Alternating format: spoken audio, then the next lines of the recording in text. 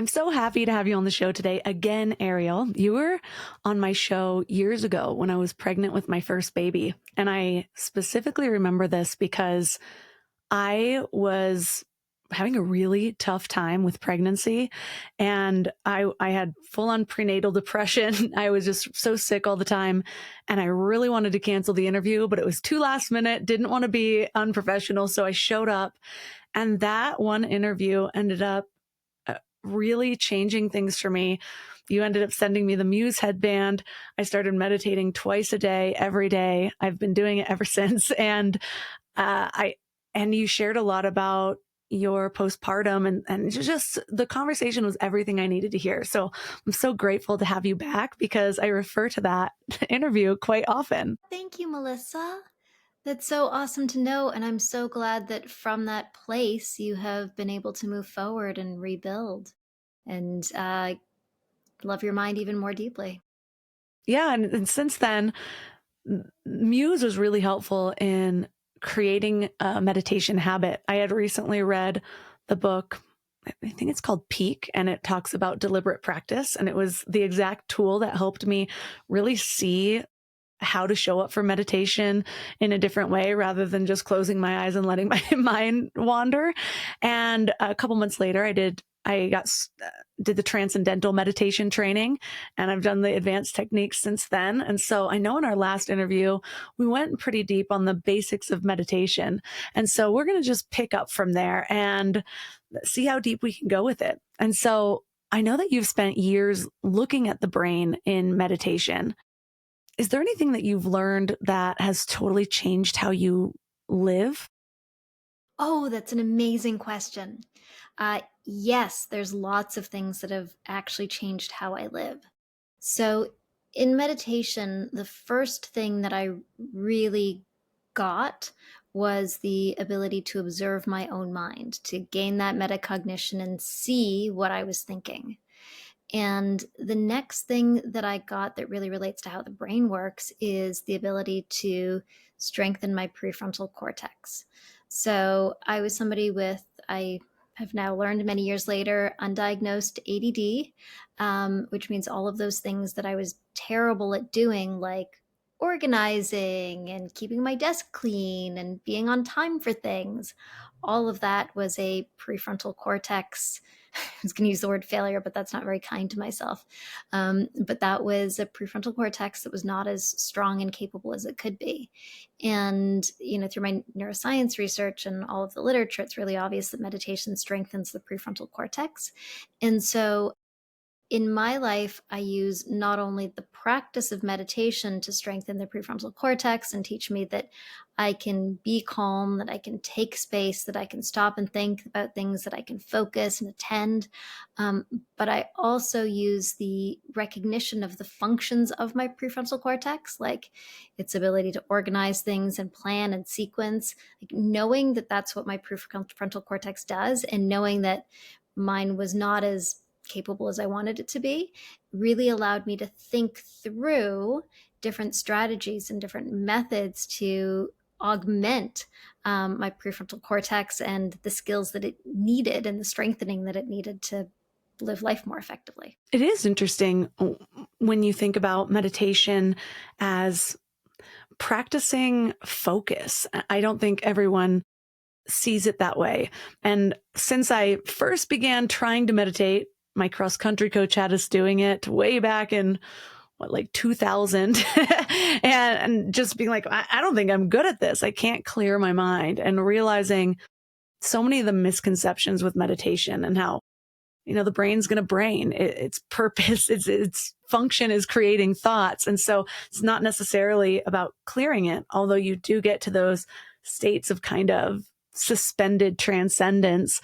But just knowing you're going to think, things are going to pull you, and your goal is to just practice coming back. I come back to my TM mantra now, or coming back to the breath or whatever it is. And it's fun with the Muse headband because on my own, I'm just kind of realizing I'm thinking, oh my gosh, how long have I been thinking? Did I just go on a train of thought for 5 full minutes? But instead, the sound effects in the background will kind of increase the wind or or make the weather a little bit more tumultuous. And it's an immediate reminder to just kind of come back. And so I've found that I've been able to focus better and really train the mind better. But I've also been getting into the Gnostic Gospels lately. I've been going deep in the Gospel of Thomas, and I was just journaling on saying 27 yesterday, actually. And it said, if you do not fast from the world, you will not find the kingdom. And I love things like this because it's just like one more facet into my meditation. It's like, okay, I've been practicing focus, but now what happens if I really think about what it means to use meditation to fast from the world and to create space from the constant noise of mental activity? And for me, I think I need the evolution of the way I'm focusing on something to really keep it lively and exciting for me. How have you evolved with your meditation practice? What have been kind of the different stepping stones and how you look at it that has helped you go deeper? Oh, so first of all, that's so much good fodder there. And yes, meditation at first for most people is not about focus.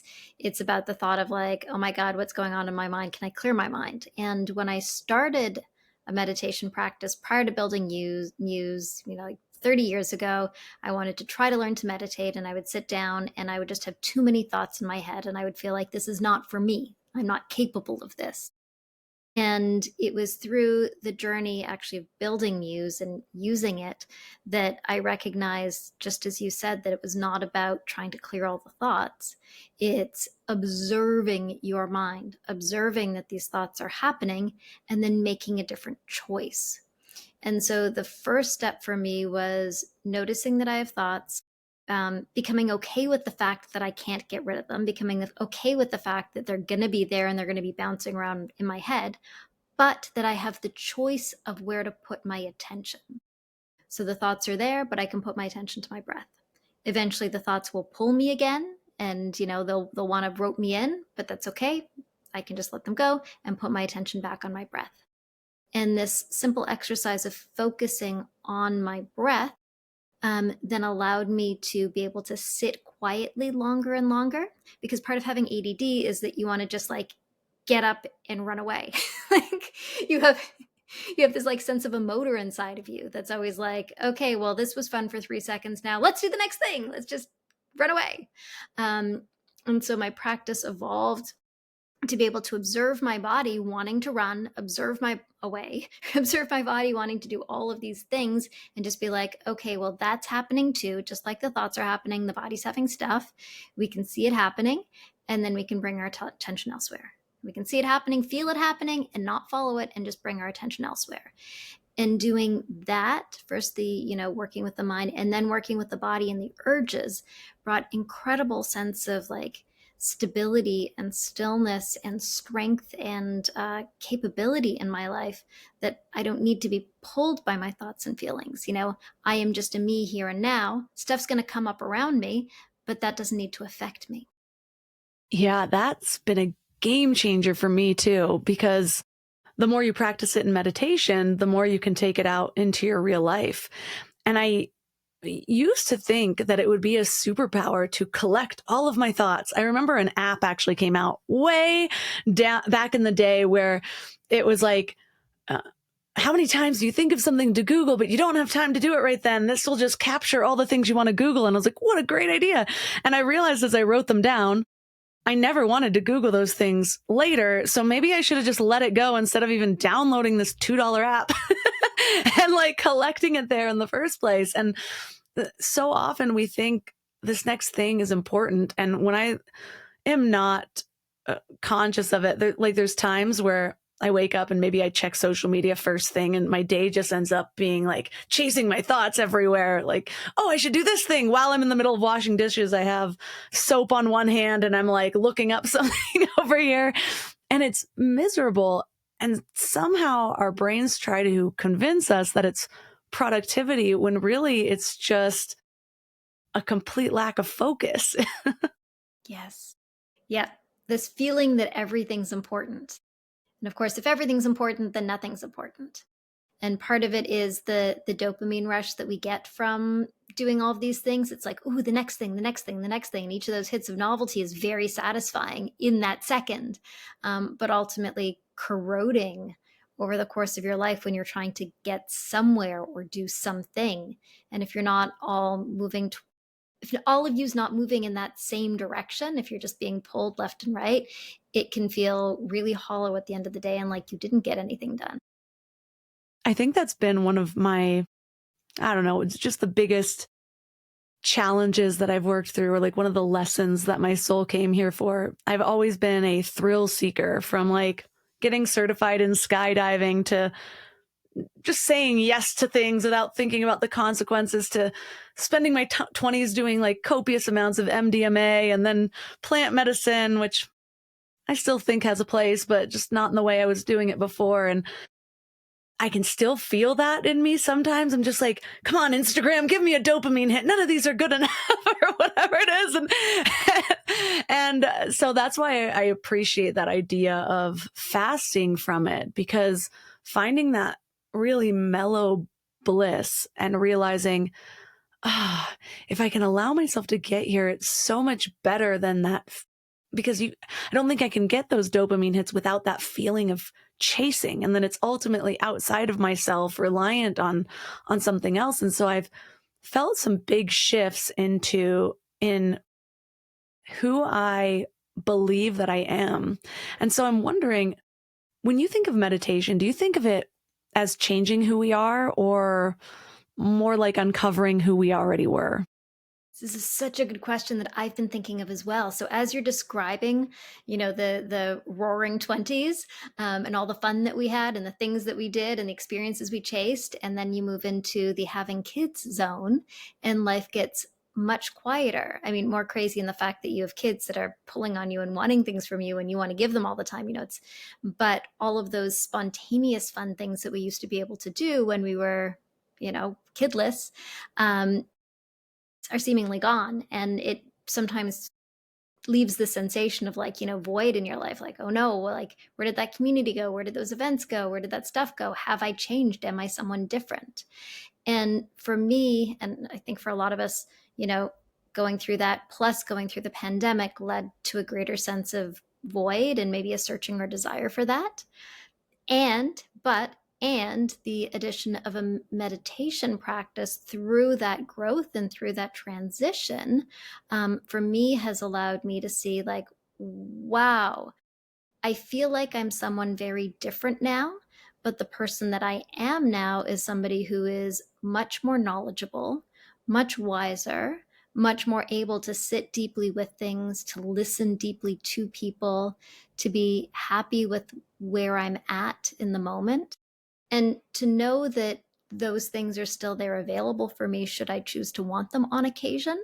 But I have a contentedness and a filledness with my life that is here before me, with my children, and on the one hand much more complex, but on the other hand much simpler experiences that I'm having.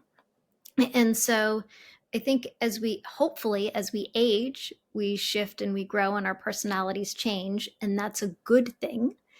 For a lot of us, we can be like, oh no, I'm growing older. I've changed. I'm turned into a mom. I've turned into a married person. I've turned into into an adult.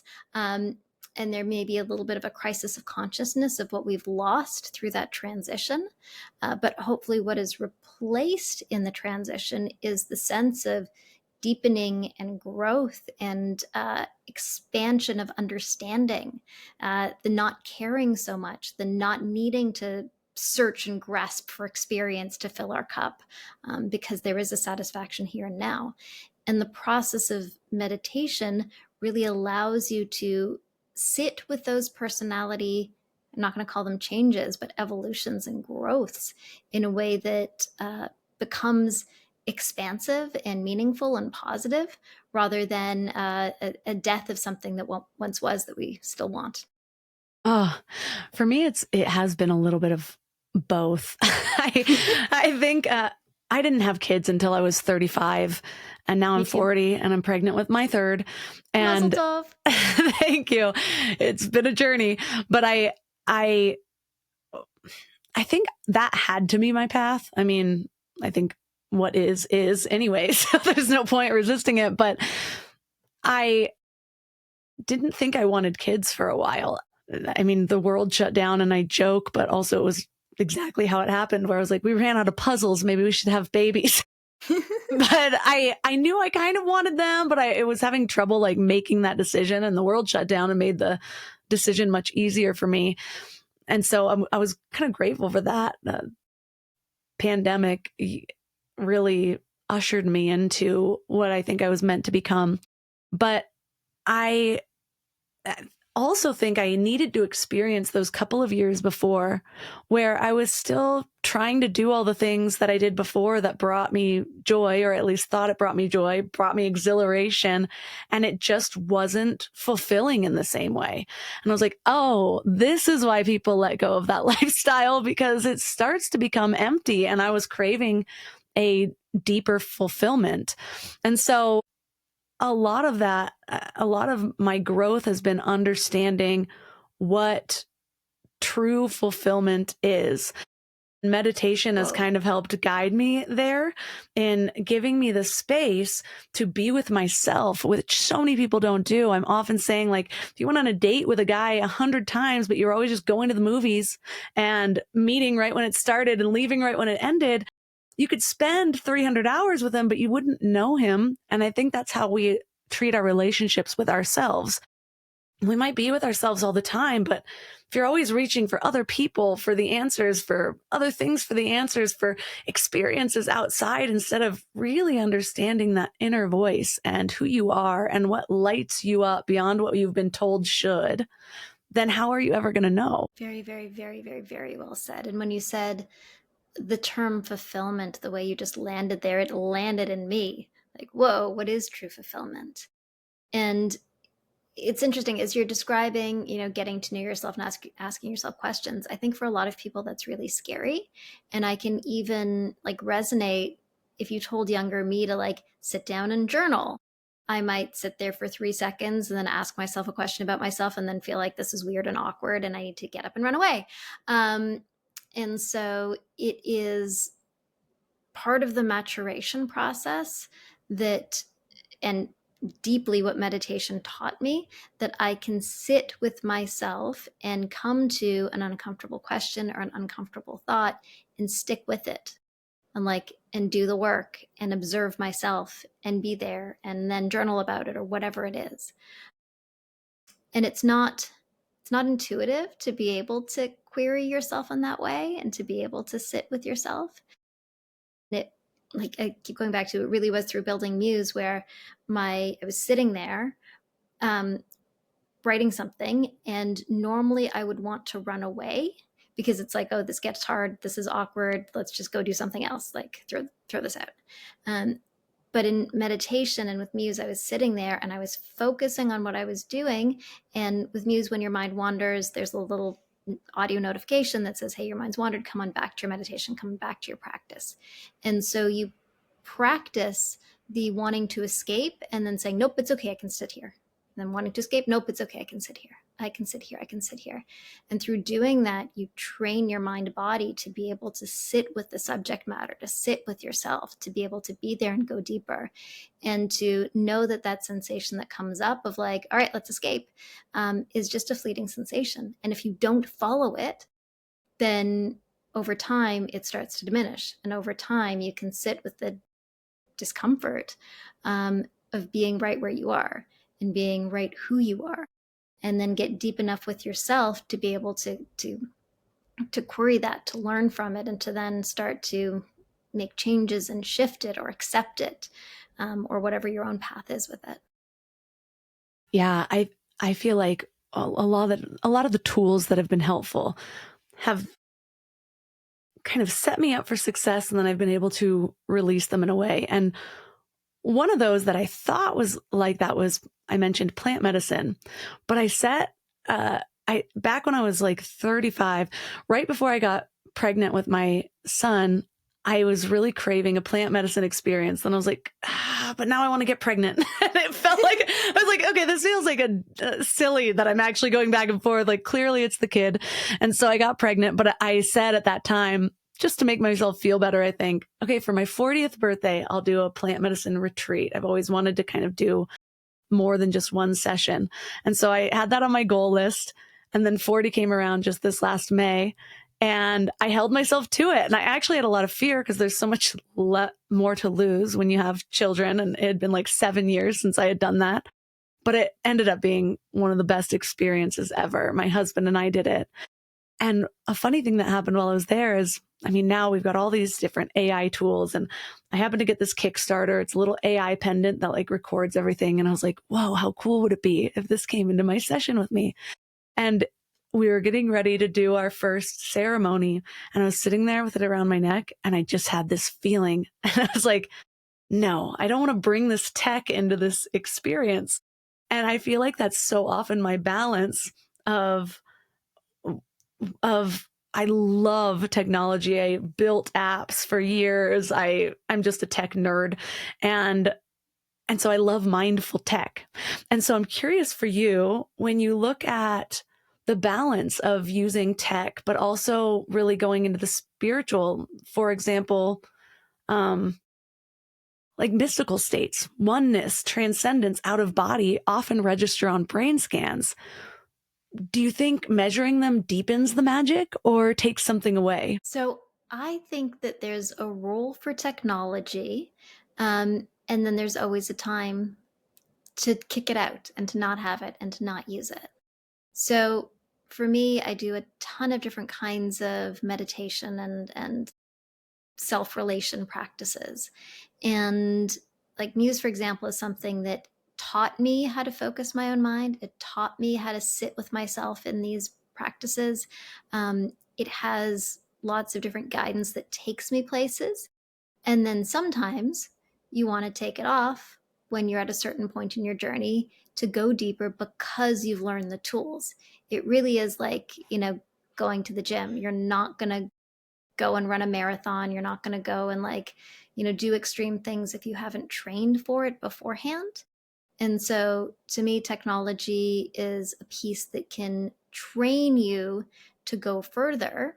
And then you have the supports that you need to go further on your own. I like that. It's like, that's kind of what I did with my first experience with Muse. I used it for about 6 months, and then I did the transcendental meditation training. And then I was like, okay, let me try no technology for a while. But then I came back to it, and then I'll let it go. And right now I'm currently in my obsessed with Muse phase again. So I've been doing it twice a day. And I've noticed though, since the last stint of Muse, I'm so much better at it. And so it was kind of cool practicing without it, then coming back and seeing that I'm getting like 95% calm on many days. Whereas it used to really struggle to be in the 60%. But I was actually meditating this morning, and I knew our interview was coming up, and I don't even know what this question means per se, but the question that popped into my head was, how do you personally hold the paradox between data and the ineffable? And I was just like playing with that, and different visuals were coming up. And I'm wondering if anything comes up for you. Okay, so data is just one slice of the pie. And okay, I'm a scientist. So I would always love to have data on everything because I would love to be able to know how it actually works. I desperately want to know the ineffable and, why is it that it works in these ways? Is there a collective consciousness that we can actually put some teeth to, that we can actually put some data around? Like, what are the ways that we can understand if and how these things really exist and be able to see them and have evidence around them? On the other hand, there's pure experience, and you don't need data, scientific data, to be able to have experience and to be able to go into deep places and to be able to have sensations of connection and growth. So, to me, data is an interesting tool to be able to enable further understanding, but On the other hand, no tool is as good as the human body and the human mind. The human and the body and the human mind can go to extraordinary places. And just like, driving a car, we can drive to the lake, and then you can get out of the car and stand at the lake and have this beautiful experience of the sunset. And then you can get back in the car and you can drive somewhere else to go skiing, and then you can take a lift to the top of the hill, and technology got us there, and then we can slide down our own without the need for anything else. you know it's like it can bring you to the water, and then you and your body and your mind can dive into it. And so I don't think we need to hold the data and the ineffable in our mind simultaneously. I think the ineffable can be expansive, can take up all of the space of our mind, and then at times we can return to data to give us deeper insight, to take us someplace else, and to switch the journey. Yeah, I almost think of my mantra as a sort of technology. I've been really playing with Yeah. the idea that technology is more than just the computer hardware that we're used to claiming it as. I wrote a book this year and I talk about story as consciousness technology. And I kind of trace it through the history of how we used to use that, from the Eleusinian mystery schools to Jesus's parables. And it's been a really fun exploration. But when you really just think of technology as anything that creates an experience, or that can, yeah, somehow be a tool in helping you access something that you might not access on your own, then it opens up to just seeing like the technology of the universe. And when you get into some of those altered states, I don't think it's a coincidence that we tend to see geometry, sacred geometry, which is such a part of technology. How do you think of technology, consciousness technology, or technology outside of the normal way that we envision it? Sure. So you could consider meditation to be an ancient technology. 2,000 years ago, when they went to query the mind and to try to move forward the human spirit and humans' efforts, they created meditation grew up in many different cultures simultaneously around the world. It was a methodology, it was a set of tools and techniques to observe the mind and to grow and develop the mind, body, spirit. And so you could certainly think of those early meditation practices that we still practice today as forms of technology before there was computers and ones and zeros to call technology. So I certainly can think about methodologies, and maps and landscapes and methods that you follow as kinds of technologies. Do I think about fractal geometries as a technology? Part of me thinks, well, our eyes, when we see images in our mind, we have uh, receptors in our mind, and we have like receptors for lines and receptors for angles. And so as we are being re-triggered with images, we are probably being re-triggered in those areas in our occipital cortex, which detect lines, which detect angles, at specific relationships to one another. So I also think about the hardware, the connections in our brain, and the ways that they surface images and the ways that they feed thoughts to us. And so, although I don't think about the brain as a technology, I do think about the brain as hardware, which you can then load with software. Hardware, you have all the neural connections, and in it is software as an operating system and a methodology for the interaction of the parts, out of which arise ideas, thoughts, innovation, experience of self, experience of consciousness in the world. So I think metaphorically you can make those relationships quite convincingly. Mm. A fascinating talk I saw you did was studying morality through the brain. What did you learn from that? Do you think that morality comes from neurons fighting or firing, or something deeper? Oh, you asked the best questions, man. This is amazing. So That's a very, very, very hard one to answer. I mean, we can think about morality as something that evolved because it's really helpful to have societal interactions in which we don't kill each other, and then we create a set of rules that govern how we should act in order to have the best functioning societies, in order to societally have the best chance of success and survival. Um, maybe that is the origin of morality, or maybe that is the social structure that has reinforced the existence of morality. Or maybe there really is a part of our brain that directs us to act for some higher good, and a set of internal drives that desire us to have the drive to treat one another well, to make good moral decisions. And we certainly have much of our brain that is dedicated to positive social interaction and to loving and caring and supporting those around us. So, is morality something that is hardwired in the brain? I don't know, but I certainly know that the hardwiring that we have in our brain is influenced by our social interactions, which then lead to the development of what really are morally focused areas of our brain, that then get reinforced when we make good moral decisions and we want to exist as, moral humans. So is morality, deeply embedded, not just in our consciousness or in our social fabric, but also in the wiring of our brain? I would say the answer is yes. That reminds me of one of my problems with religion in general.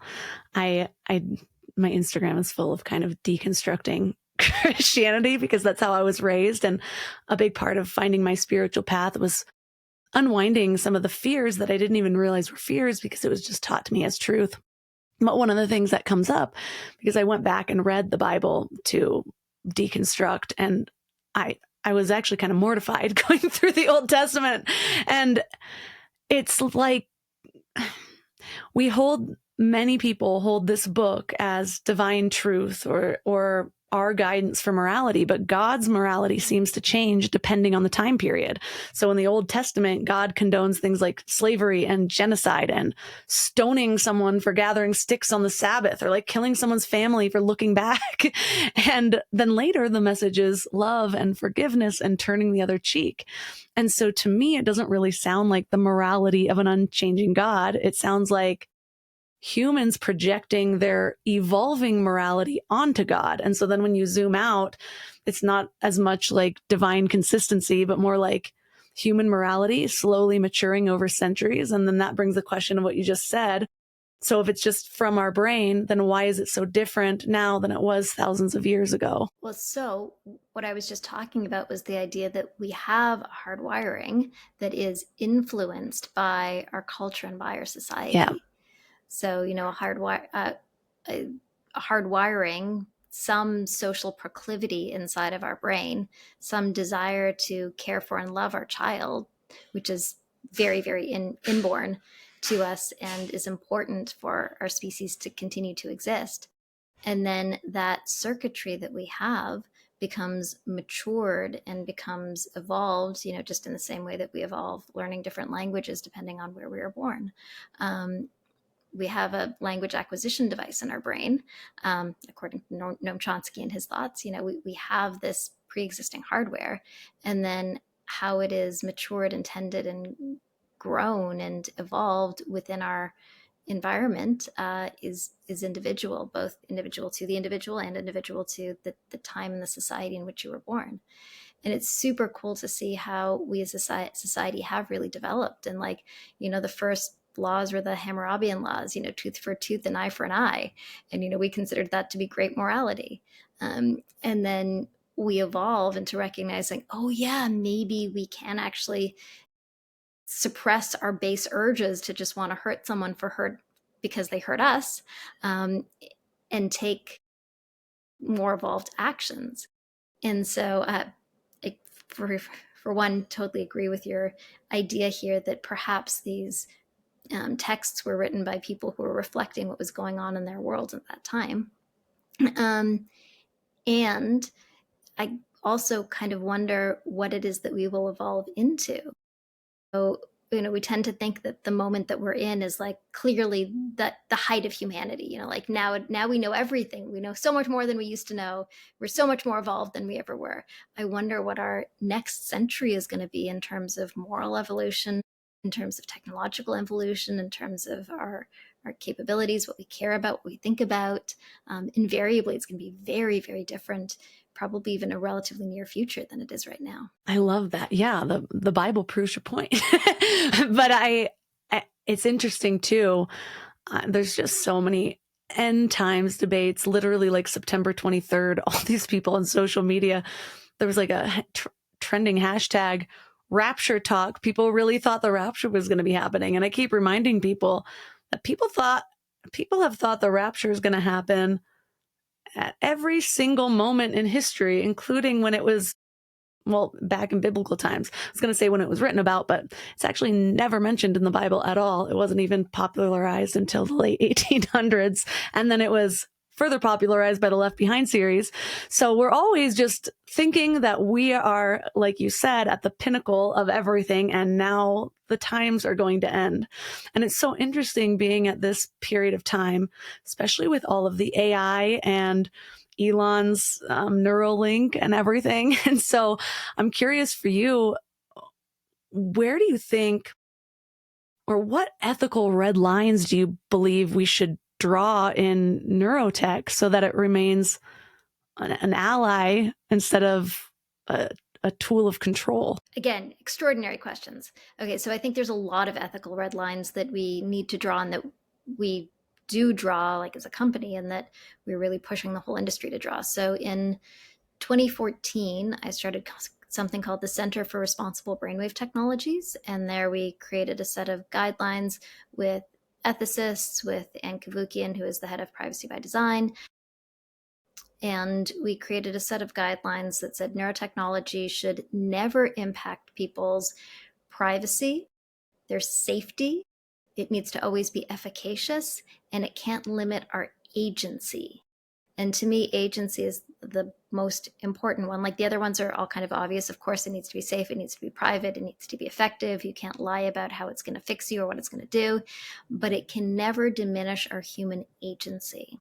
So that means that you can't have somebody use this technology to overtake you, to sell you crap that you don't need based on your brainwave state, to be able to take the information and use it against you, or to build something that you don't want. Like, we can never diminish our human agency with this technology.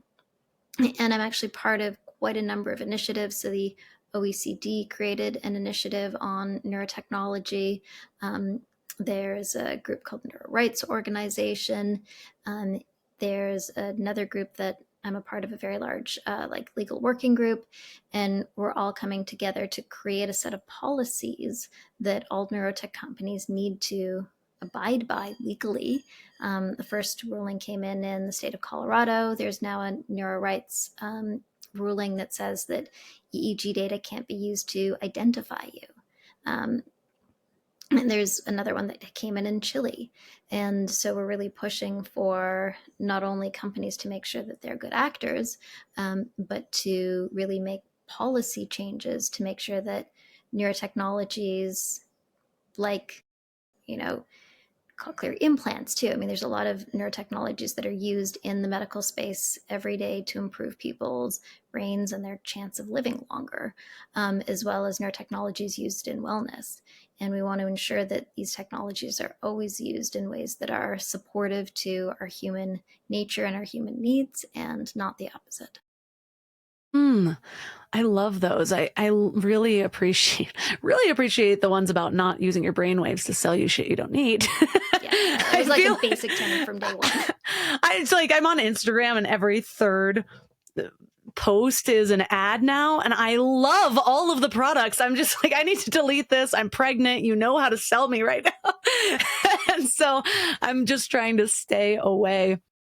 But it's also, yeah, it's like part of me likes it. I'm like, yes, you're finding exactly what I want. But man, my bank account needs a break here. I'm curious too, though, as somebody who is spending so much of your life studying data, having the technology to get answers for things that many people can't see. Are there any questions about consciousness that keep you awake at night, or keeps you curious and excited about what you're doing? So many questions. Sleep is something that we're very interested in right now. We've talked about a lot about Muse as a meditation tool, but Muse's amazing kind of superpower is helping you fall asleep and fall back asleep. So our latest device, the Muse S Athena, actually tracks your brain as you're falling into sleep and is able to adjust the content in such a way that it guides your brain into sleep. And it's been demonstrated to improve sleep quality by 20%. And what we actually do is we help you move from wakefulness into the hypnagogic state, and then through the hypnagogic state, which is that state where things get kind of trippy as you're falling asleep, you move through that and then into deep sleep.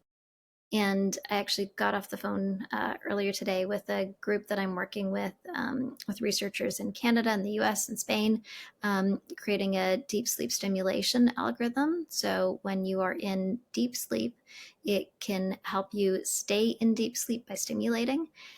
With them, we're working on a project with older adults with Alzheimer's and MCI. We do a ton of work in the Alzheimer's and MCI space, both tracking the sleep of individuals with MCI and then using Muse tools. So MCI is mild cognitive impairment. So both tracking sleep and then using Muse tools to help stave off age-related cognitive decline.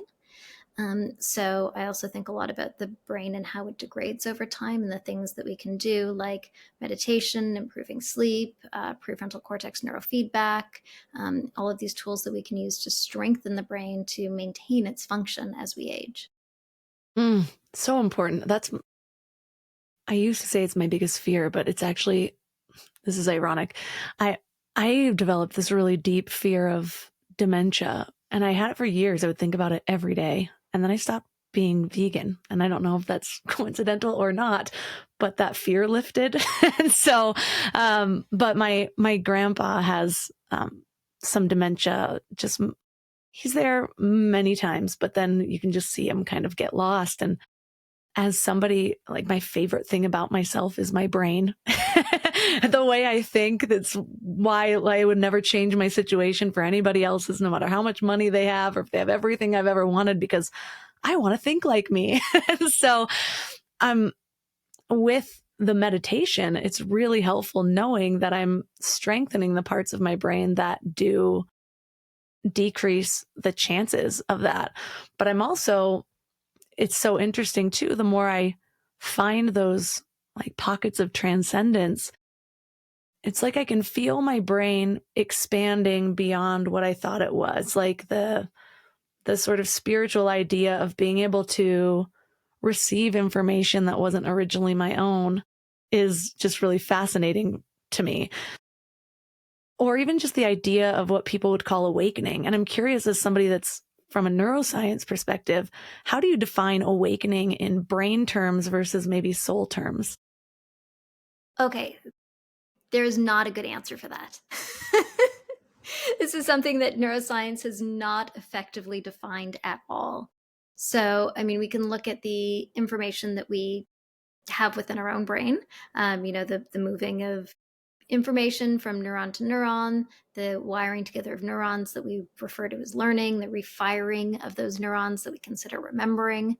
But how the information that may be outside of oneself can be transferred to or received by the organ of the brain that we currently have is not something that science has it's going to say good answers about. It probably doesn't even have any bad answers about it at the moment. Yeah, it's unfortunately not an area of deep research.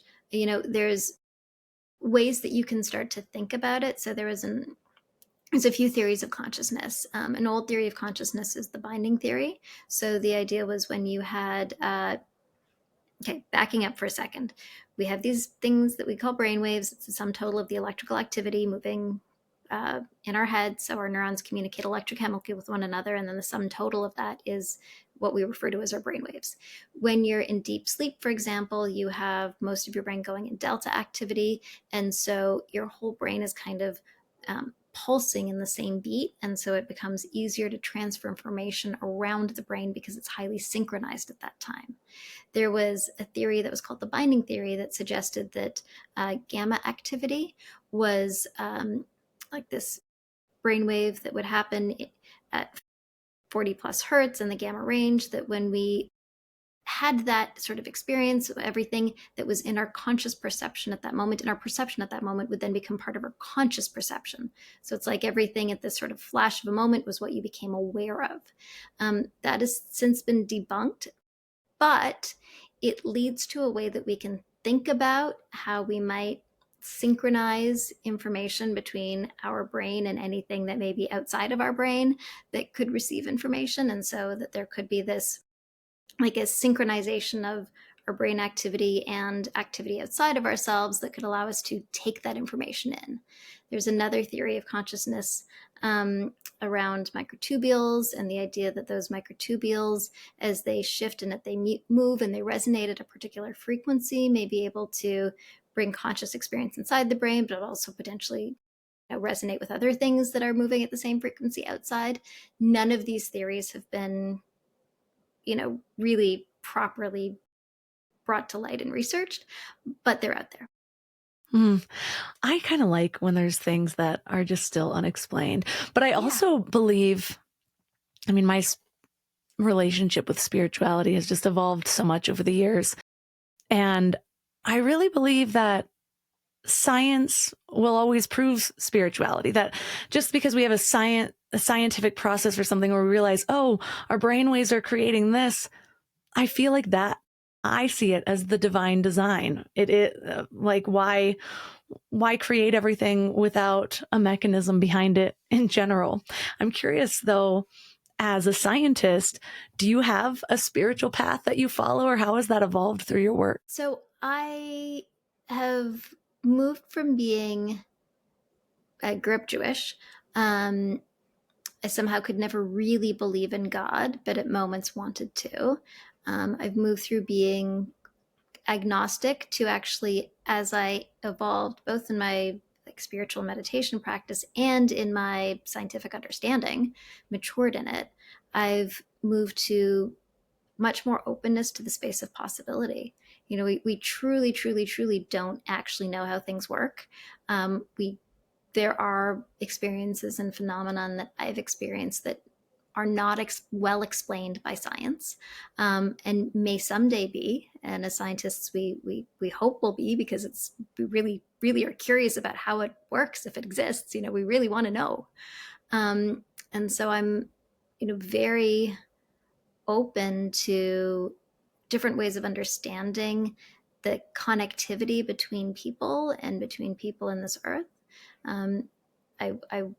I certainly, have felt a lot of phenomenon in my life. Like when my aunt died, without knowing that she was passing, I looked at a magazine in the store that happened to be a picture that she had taken. She was a photographer, and it was very weird. I was in Whole Foods and I looked over at a magazine, and there was her photo on the front cover, and I saw a flicker of light at that moment. And I then paid for my stuff at Whole Foods and got into my car and got a text from my cousin that my aunt had passed. And it was like, that existed. There was no question. That was my experience. And I've had a number of similar experiences through my life. So there's a deep sense of connection between us that is not scientifically explained and may never be. And so be it. And so, my spirituality has evolved through my own life and my own experiences, and my desire to connect deeply with others, both in ways that are intellectual, practical, filled with love, emotional, and also something that can't be explained, and something that's deeper than that.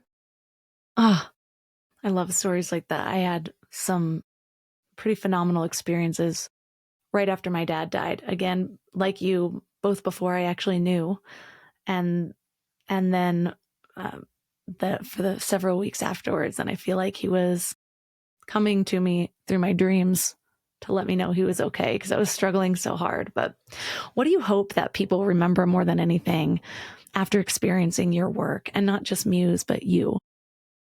Oh, I hope they know more than anything that we are all actually totally beautiful, capable, phenomenal, wonderful people who are loved by someone, by the universe, by ourselves.